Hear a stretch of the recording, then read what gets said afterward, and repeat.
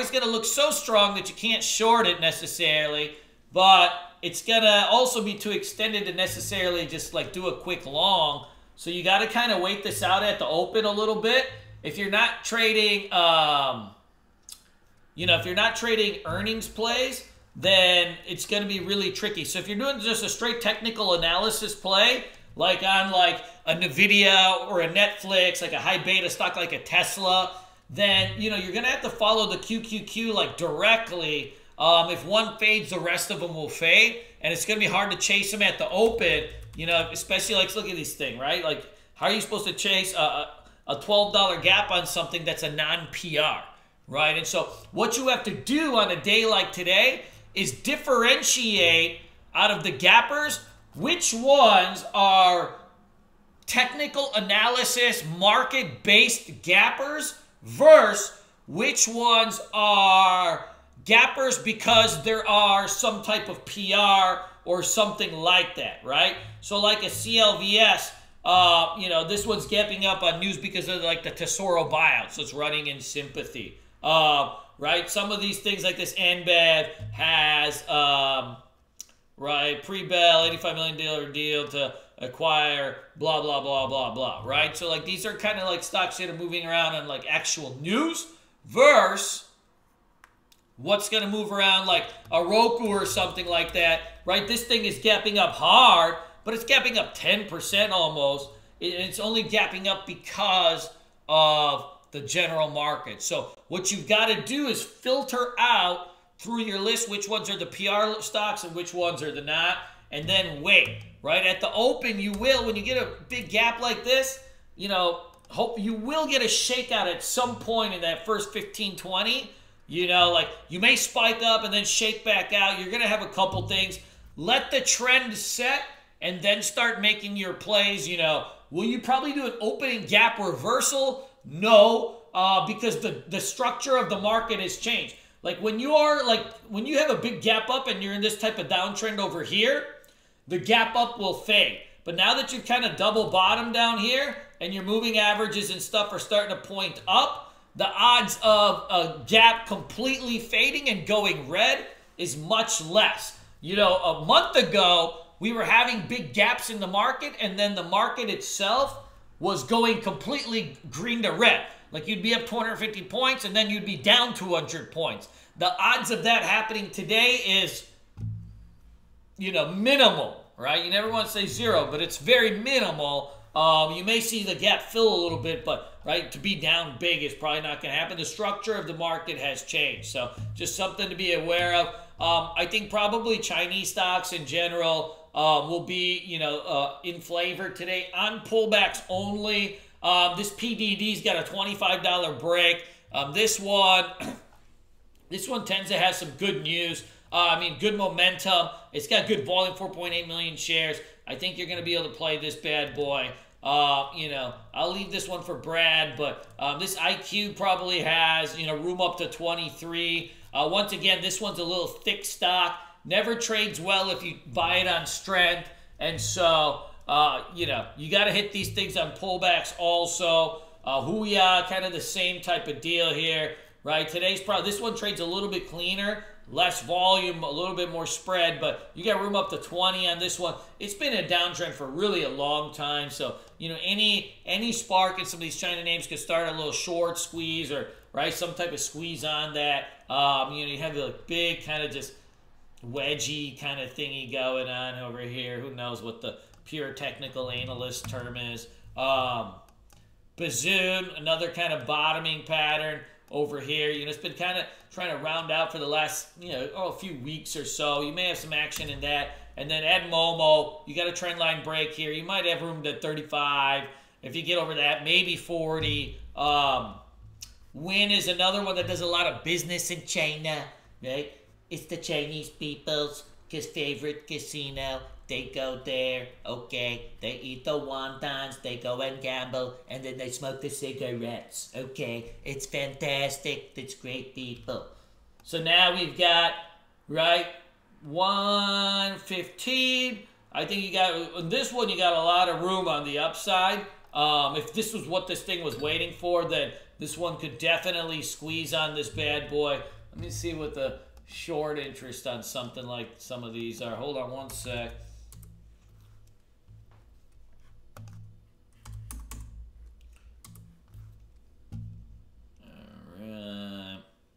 You get 6% or so. Yeah, decent enough to catch a little squeeze. So I keep that one on the list too. And then, yeah, you can add CLVS, and Tesoro's a buyout, so you know this one is not going to be tradable. But you could add CLVS. I do suspect that CLVS only ran on sympathy to Tesoro, so you'll have to be careful. You know, the volume may just die out on this bad boy. Da-da, da-da. Let's see what the symbols on these things are. Oh, there it is. Dun, dun, dun, dun. Yeah, free as a hoe. This one's hard to borrow, but you know, in general, it's a hoe. Pot stocks in general are hoes, right? We all kind of knew when the run was over. The run was over. These things are done for a long time.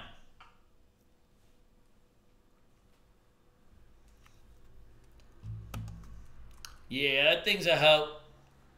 Ho, fo, show. BGCP. Yeah, you know what? These little kind of bank stocks are never that fun to trade, but, I mean, it might be worth a gander to put it on your list. You can see the rest of these are all just ETFs, right? So this is natural gas. This is the oil inverse ETF. So oil's kind of flying around. SCO's an oil ETF. So in general, the whole down gapper list is basically, let's see here.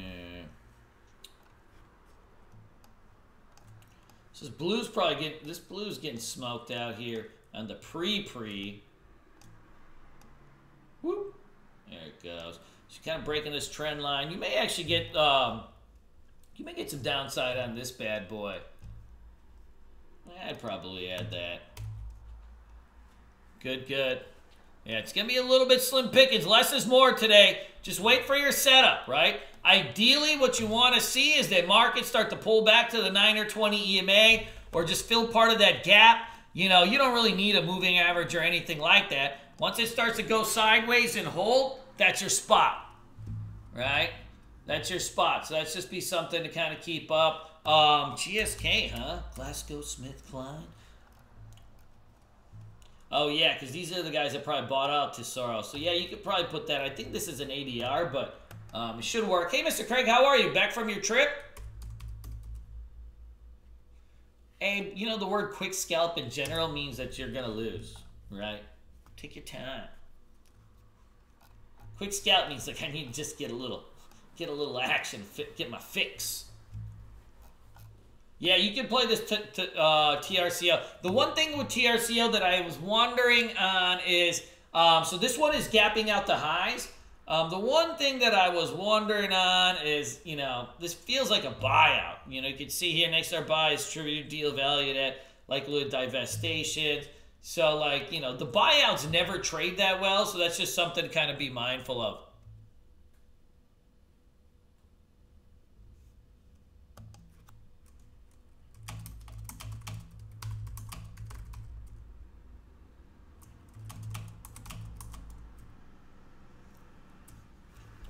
Good, good, good, good.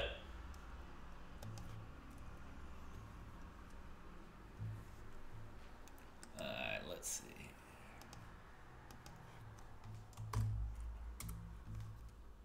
Good. All right, anybody else got anything to say? Yeah, wait for the shakeout a little bit, guys. You know, this one's going to be a little bit tricky, but there's going to be plays here. There should be a lot of volatility. It's just going to happen to be, can we wait for the right setup? Hopefully we can, right? What else can we do? Good. So I think that the plan for today, wait for the market to pull back and hold at certain levels, right? Faves for today, China stocks, Goose are the two faves for today, China and the Goose.